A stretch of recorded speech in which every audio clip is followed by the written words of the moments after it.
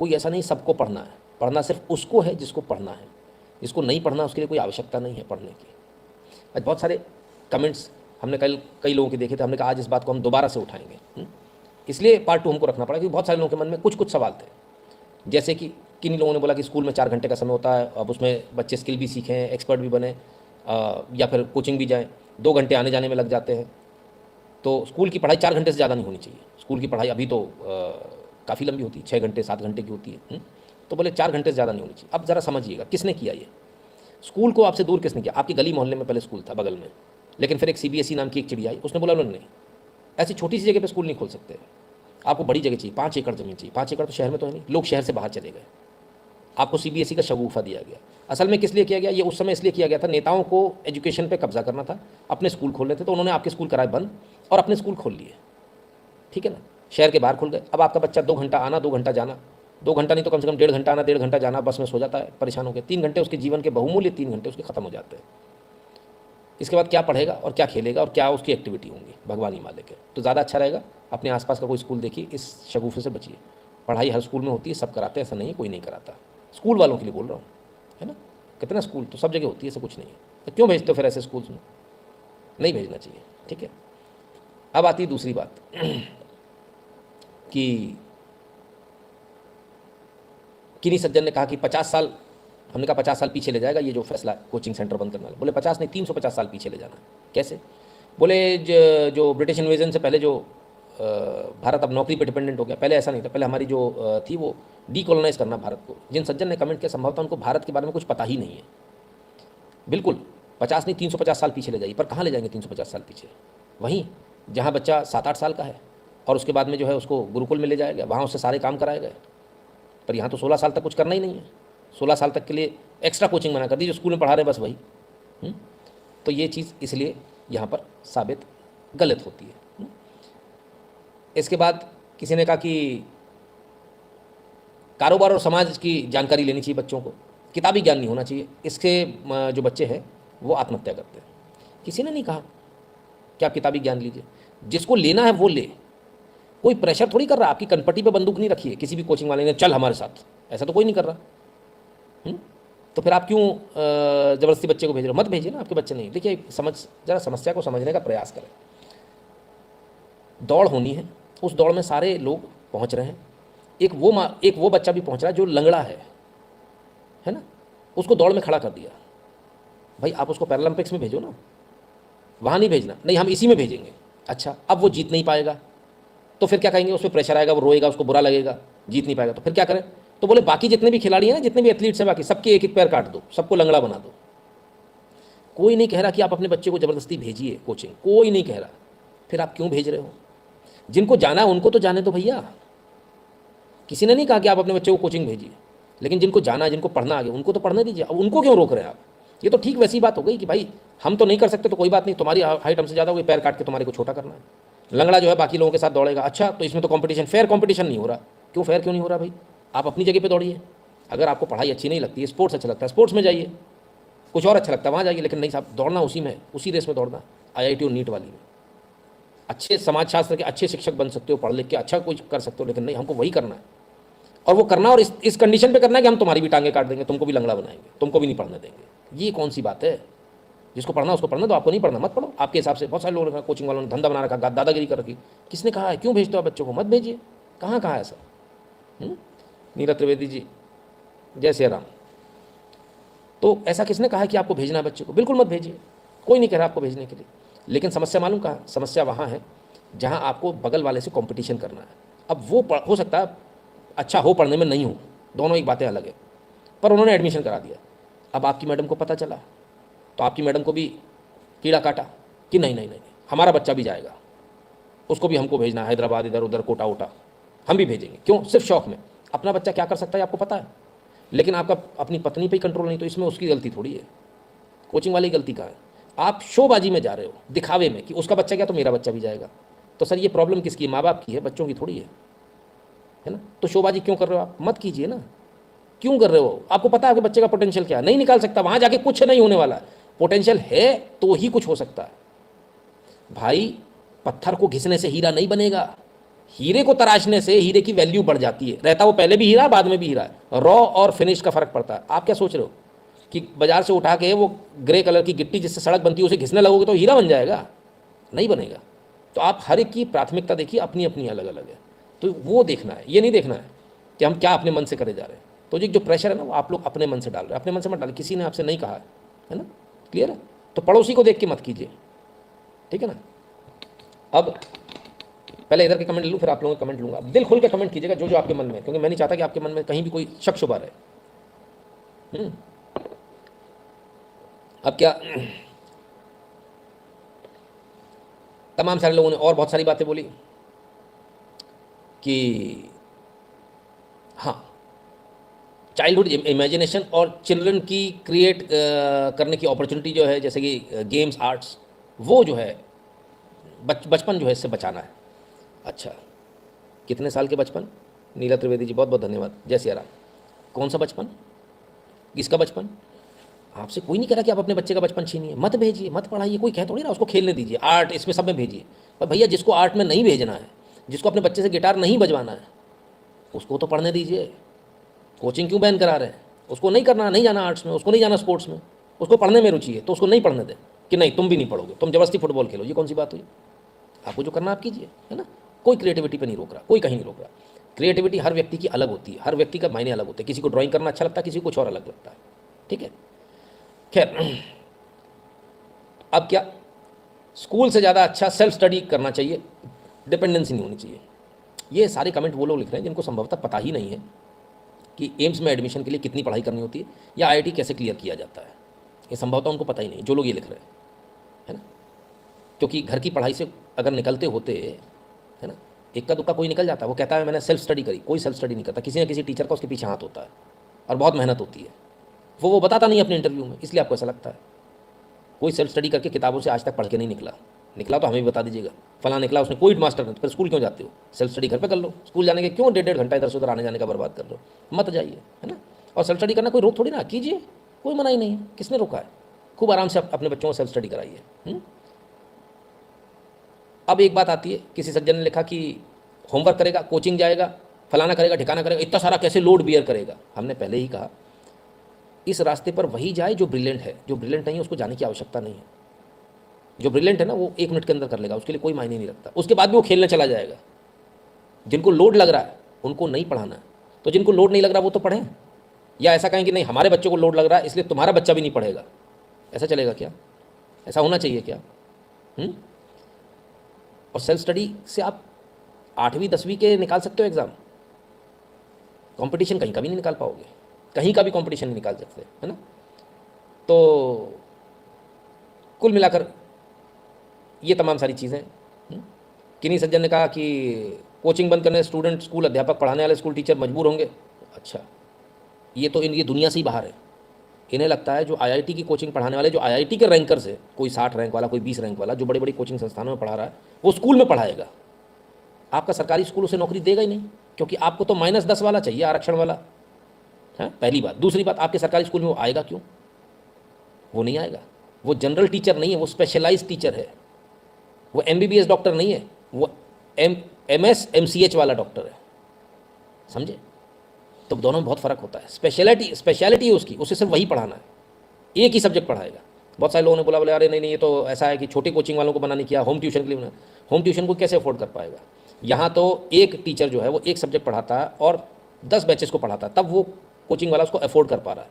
3-3 करोड़ के पैकेज है, आप दे लेंगे 3 करोड़? कैसे हो जाएगा? कैसे कोई बच्चा 50 बच्चों को कोई पढ़ा देगा? वो तो अपना कैडर डाउन नहीं करेगा। इसमें अल्टीमेटली क्या होगा? वो कहेगा ठीक है मुझे जो 16 साल से ऊपर वालों को पढ़ाना है, नीचे वालों को पढ़ाना ही नहीं है, काम खत्म। उसका भी मैं भी आपको बताऊंगा क्या होगा। तो अल्टीमेटली क्या होगा? 16 से ऊपर पढ़ाने में 11th और 12th पूरा बैकलॉग वहाँ आके इकट्ठा होगा खट से, फिर वहाँ निकलना मुश्किल होगा। फिर वो एक बार ड्रॉप लेगा। उनका तो खाता सर उतना ही भरने वाला है, उनको फ़ायदा है, समझिए क्यों फ़ायदा है, उसको भी समझिएगा। उनको फ़ायदा इसलिए है क्योंकि अभी तो 9th और 10th की फ़ीस कम होती है, फिर तो 11th और 12th की पूरी फीस लेंगे ना, ड्रॉप में फिर दोबारा से एक बार लेंगे, तो बल्ले बल्ले हो गई। कह देंगे हमारा कोर्स है साहब इतने का, तो आपको 2 बार कोर्स देना पड़ेगा, और बिना ड्रॉप के आपका बात बनेगी नहीं, है ना। तो वो कोचिंग वालों को नुकसान नहीं होने वाला, नुकसान तो बेसिकली उन बच्चों का होने वाला है जो पढ़ना चाहते हैं। ठीक है ना। स्कूल मास्टर ठीक से शिक्षा नहीं दे रहे। मैं मुझे मतलब मुझे ऐसे ऐसे कमेंट्स देखकर मुझे बौद्धिक दिवालियापन, मुझे अपने ऊपर रोना आता है ऐसे कमेंट्स देखकर। स्कूल से पढ़ के आदमी आईआईटी की बात कर रहा है निकालने की, कमाल है ना। हम आईआईटी नहीं बात करें, हम कॉम्पिटिटिव एग्जाम्पल है ना। डिजिटल एजुकेशन रिफॉर्म कुछ लाने का प्लान होगा। डिजिटल से कोई नहीं पढ़ सकता सर, कोई क्लियर नहीं कर सकता ना। नहीं विशाल जी, ऐसा कभी नहीं होता। खरबूजे को देख के खरबूजा इतना रंग नहीं बदलता, खरबूजे को देख के खरबूजा रंग बदलेगा, खरबूजे को देख के आलू रंग नहीं बदलता। तो जब वो बिल्कुल ही अलग हो गया, खरबूजा ही नहीं है, तो उसमें कहाँ आप दिमाग लगा रहे हो, या तरबूज है तो उसमें कहाँ दिमाग लगा रहे हो, है ना। ठीक है ना। जिनको एक्स्ट्रा करिकुलर कराना है वसंत जी, उनको कोई मना थोड़ी है, वो नॉर्मल सीबीएसई स्कूल में जाइए, बहुत एक्स्ट्रा करिकुलर होता है। जिनको नहीं कराना है, जिस बच्चे को नहीं पढ़ना है, वो एक्स्ट्रा करिकुलर में क्यों जाएगा। उसका बच्चे का माइंडसेट तय है, टारगेट उसका सेट है, और वो पढ़ रहा है और उसको ईजी लग रहा है। आपकी सारी किताबें पढ़ के वो एक तरफ फेंक चुका है, तो उसको क्यों रोका जाए। धनंजय जी कहते हैं राम राम नितिन भाई, अचानक से नींद खुली, अभी लाइव नहीं देख पाता हूँ, ये कष्ट है। कोई बात नहीं, आप रिकॉर्डिंग देख लिया कीजिए ना, 2x में जल्दी हो जाएगा। ठीक है ना। ठीक है। अब ज़रा मतलब ऐसे ऐसे सवाल है, सबसे पहले लोगों को समझना पड़ेगा, है ना। कि कुछ लोगों ने बोला शिक्षक जो है अच्छे से नहीं पढ़ा रहे, शिक्षक ये वो फलाने का, सब बकवास बात है, इसका कोई तुक ही नहीं, शिक्षक पढ़ा ही नहीं सकता, है ना। और 10वीं तक के लिए है भाई। जब आप 10वीं में जाओगे ना, देखिए सबसे पहले आप एक चीज़ को समझिए, किन्हीं सज्जन ने लिख दिया कि सरकारी स्कूल वाले सबसे ज़्यादा बीपीएससी यूपीएससी में जाते हैं, सरकारी स्कूल वाला एक भी आईआईटी में नहीं जाता, हम ये कहते हैं। फिर एमआईटी में नहीं जाता। आज तक कोई सरकारी स्कूल का बच्चा एमआईटी में गया तो बताइएगा, नहीं जाता। आप फील्ड अलग अलग है। सरकारी बाबू की फील्ड अलग होती है, आईएएस की फील्ड अलग होती है ना। ठीक है। तो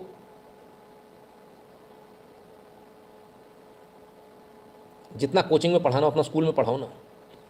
पता ही नहीं है आईआईटी का सिलेबस क्या है, पता ही नहीं है आईजेएसओ का सिलेबस क्या है, एनएससी जेएस का सिलेबस क्या है, पता ही नहीं कि एनटीएससी क्या है, पता ही नहीं, कुछ भी लिख देना बस, ये स्थिति है। मालूम ही नहीं है साहब।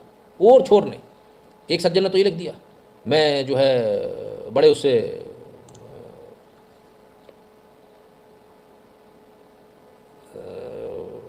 पढ़ के और अपने अच्छी जगह पर हूँ।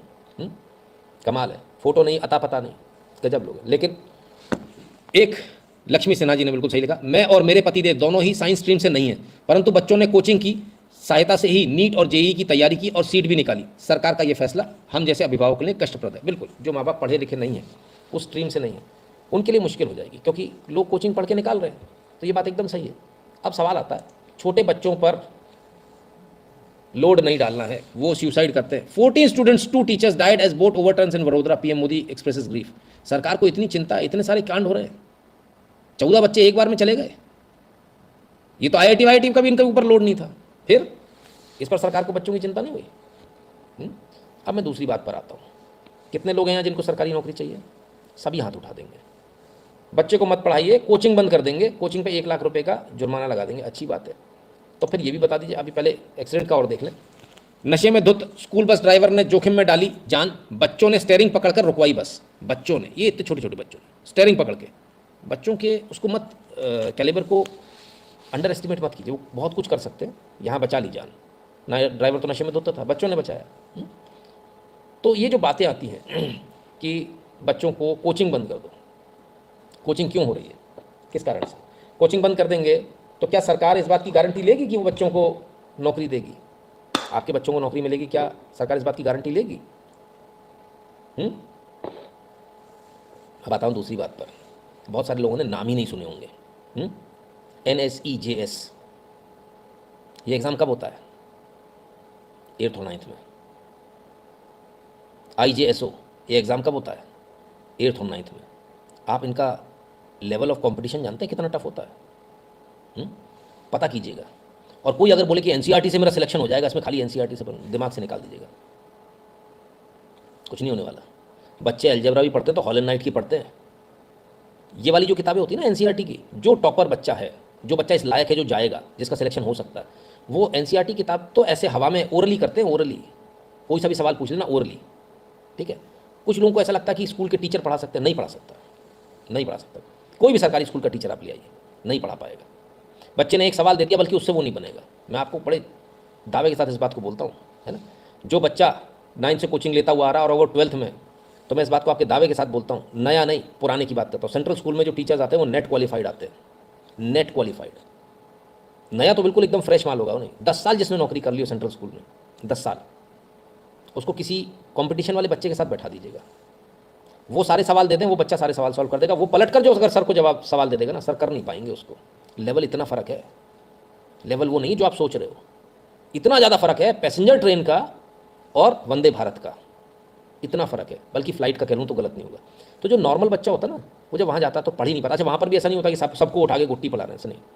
अलग अलग जगह अलग अलग स्टार बैच होते हैं। जो अच्छे पढ़ने वाले बच्चे होते हैं उनको स्टार बैच में रखा जाता है, जो नॉर्मल बच्चे होते हैं उनको दूसरे बैचेस में रखा जाता है, और कई तरह के बैचेस बनाए जाते हैं।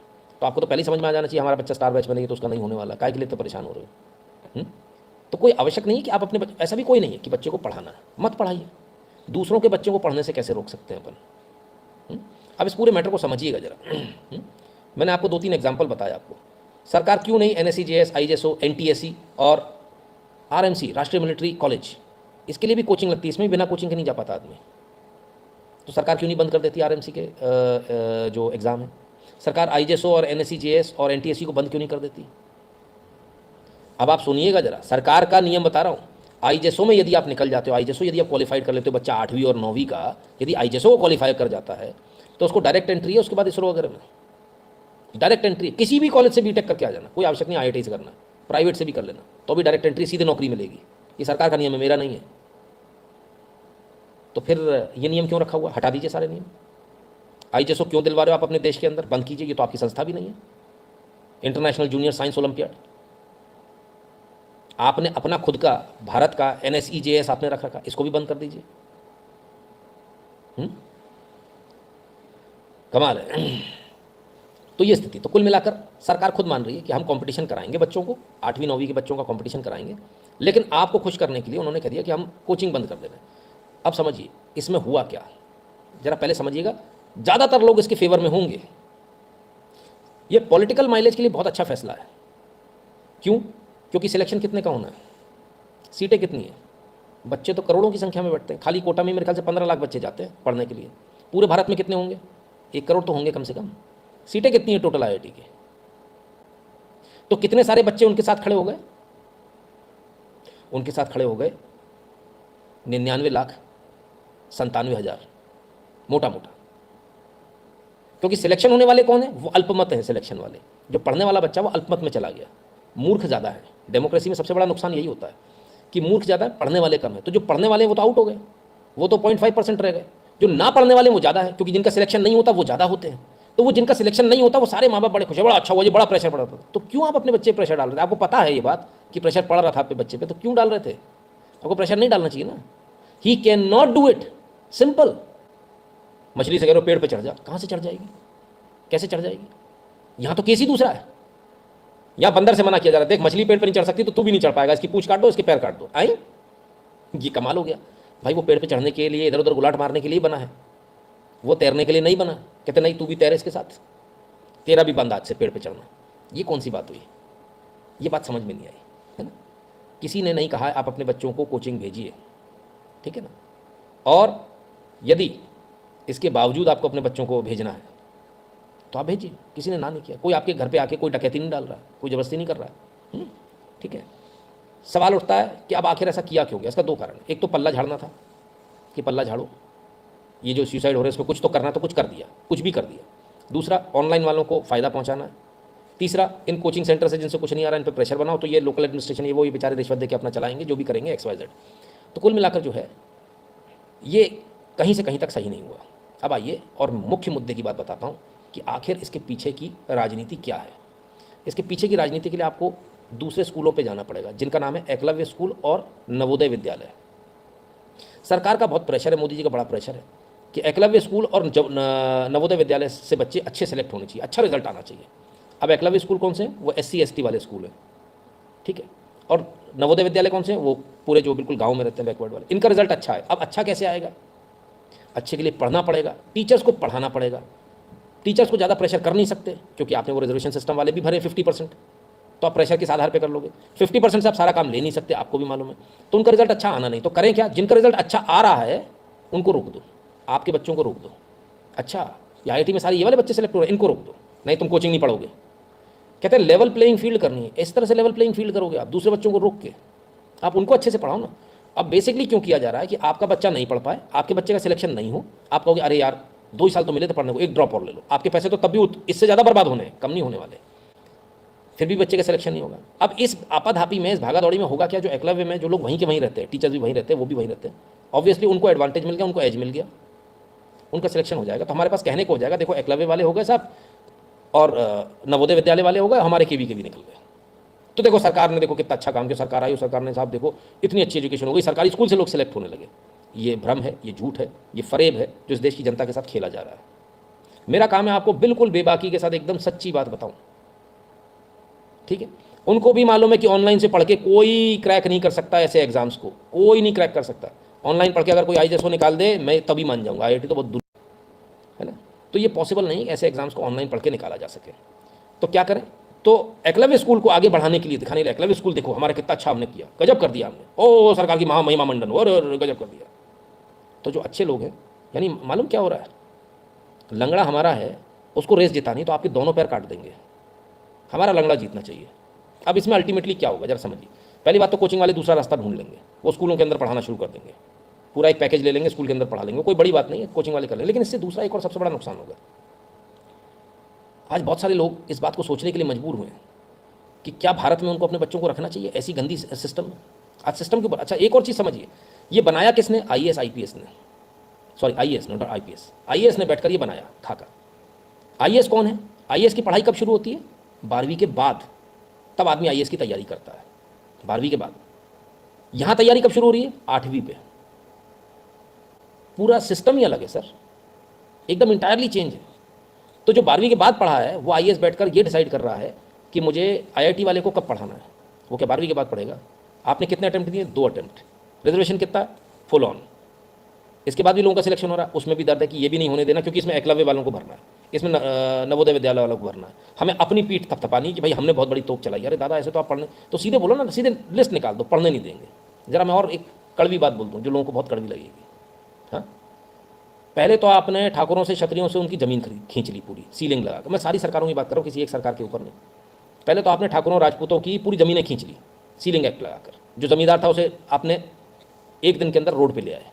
रोड पे लाने के बाद में अब उसने सोचा बोले चलो ठीक है कोई बात नहीं, मैं नौकरी करने चला जाऊँगा। तब आपने बोर्ड टांग देंगे यहाँ तो रिजर्वेशन है, तुम्हें यहाँ नौकरी नहीं मिलेगी।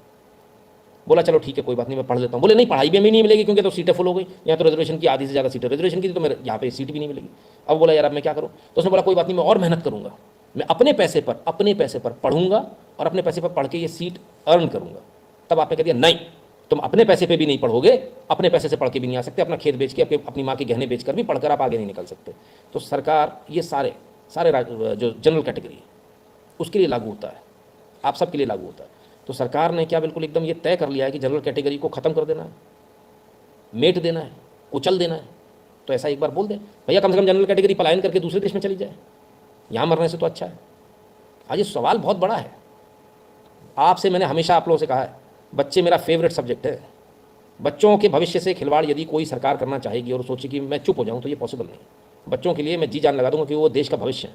आप देश के भविष्य के साथ खिलवाड़ नहीं कर सकते बॉस, कोई भी बने रहे आप। तो बच्चों के मैटर में अगर बात होगी तो बार बार होगी, लगातार होगी, और हम इस बात को तब तक करेंगे जब तक कि सच्चाई सामने नहीं आ जाए सबके।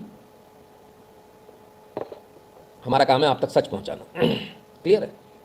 तो ये जितने भी चीज़ें चल रही ना, ये देश के लिए अच्छी नहीं है। कुछ कमेंट ले लूँ, अरे बहुत सारे कमेंट